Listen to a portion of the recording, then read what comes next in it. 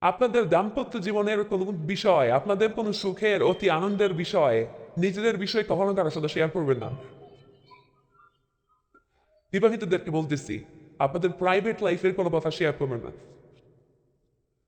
আপনাদের বেশি আনন্দের কথাও না আর ব্যক্তিগত কথাও না।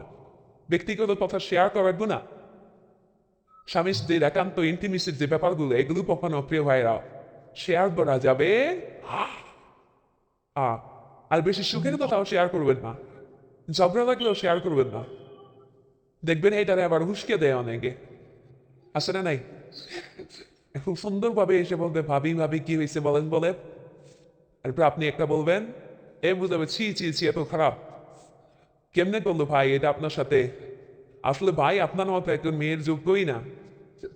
আরো কত ভালো জায়গায় হয়তো আপনার বিয়া। এরকম আছে না নাই?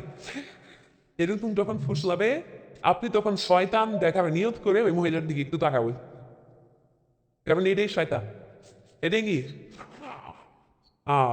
এজন্য নিজেদের ব্যক্তিগত কোনো বিষয় কখন অন্যের কাছে শেয়ার